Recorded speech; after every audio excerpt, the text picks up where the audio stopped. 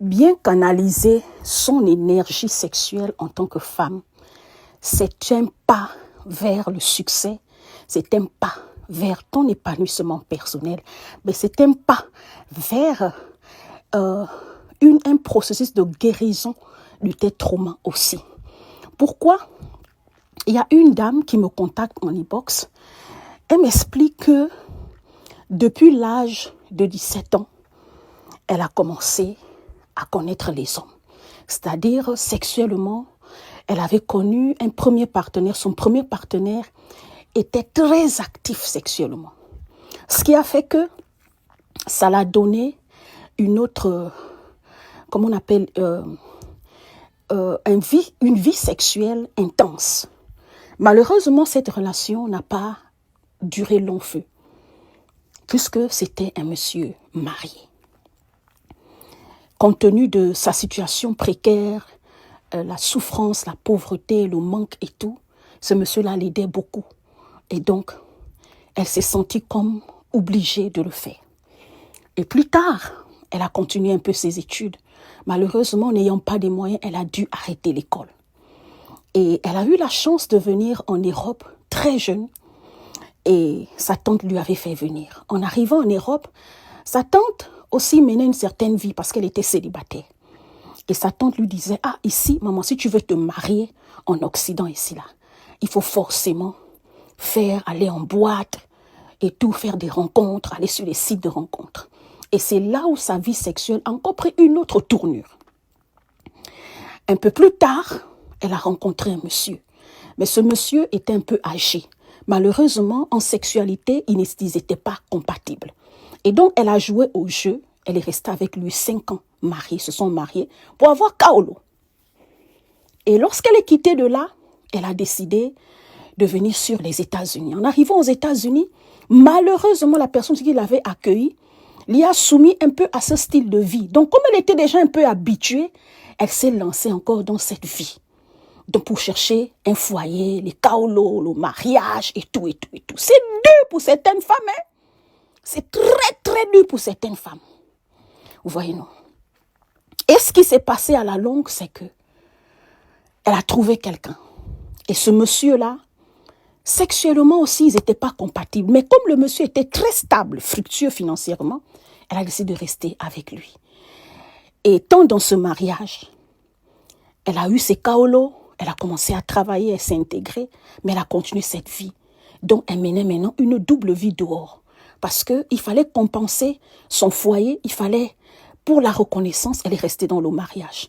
Pour la stabilité, elle est restée dans son mariage. Comme le monsieur aussi qui l'a marié ici aux États-Unis, il est trop bien, trop loyal, machin et tout. Mais elle a son petit chéri dehors qui lui secoue au niveau où elle veut. Mais elle dit en fait, ça a révélé beaucoup de traumatismes, beaucoup de blessures en elle. Elle m'a posé la question de savoir, Madame Audrey, souvent quand vous faites vos lives, vous dites non, une femme peut rester 6 mois sans faire l'amour, une femme peut rester 1 an. Moi, je n'ai jamais expérimenté ça. Je suis comme toujours, j'ai une envie extrême de faire le sexe tous les jours.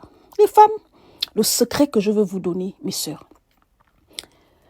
si tu arrives à canaliser cette énergie-là, que tu disperses, parce que la sexualité d'une femme, quand elle est mal gérée, d'accord, ça amène aussi la malchance, ça amène les blocages, ça amène, comment on appelle ça, beaucoup même de maladies occasionnées par une mauvaise sexualité. Est-ce que vous savez qu'il y a des maladies qui viennent parce qu'on gère mal notre sexualité?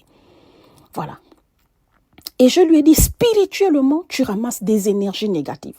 C'est-à-dire que la femme que tu étais destinée à être, tu peux passer à côté de ça et tu disperses mal ta sexualité.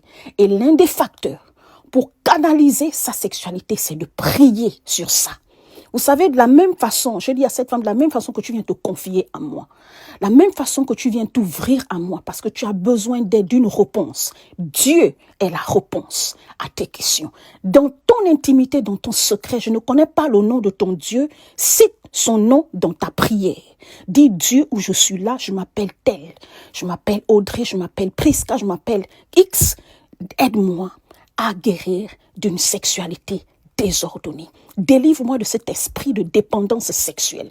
Délivre-moi et guéris-moi de tout esprit que j'ai contracté dans une mauvaise sexualité, afin que je sois une femme équilibrée, stable dans ma sexualité. Que ce n'est plus la sexualité qui te contrôle, mais que c'est toi qui contrôles ta sexualité. Le problème avec des femmes qui dispersent et qui ont une mauvaise éducation sexuelle, c'est parce que vous laissez vos désirs et vos pulsions sexuelles vous contrôler. Mais dès lors où tu prends le contrôle de ta sexualité, c'est à ce moment que tu deviens une femme forte. Tu peux guérir de ça, chère femme. Le sport est aussi un facteur. En dehors de la prière, le sport. En dehors du sport, d'accord, il faut, d'accord, parler aussi sur ta santé sexuelle, ta santé émotionnelle. Parce que ça peut aussi découler de d'autres traumas. Vous voyez, non? Le manque affectif, la dépendance affective, comment on appelle ça? Le désordre. L'éducation, ça dépend de l'environnement où tu as grandi. Beaucoup de femmes aussi ont développé ça à cause de l'environnement qui les a accueillies quand elles sont devenues femmes. Et tu grandis dans un environnement où les femmes vivent une vie sexuelle désordonnée, n'ont pas d'éducation et n'ont pas de limites. Toi, tu vas normaliser ça. Malheureusement, quand tu vas arriver dans un endroit où tu vas voir une femme, elle peut être seule 1 an, 2 ans, 3 ans, 4 ans, 5 ans, tu vas penser que tu es un démon. Tu n'es pas un démon. C'est juste que tu n'as pas eu un bon exemple. Tu n'as pas eu un bon modèle. Vous voyez un peu. Donc, les femmes, le sexe et l'énergie sexuelle d'une femme est une puissance créatrice. Dieu nous a donné ça à toute femme. C'est cette puissance-là qui nous permet de mettre au monde, qui nous permet de créer, de gérer un foyer.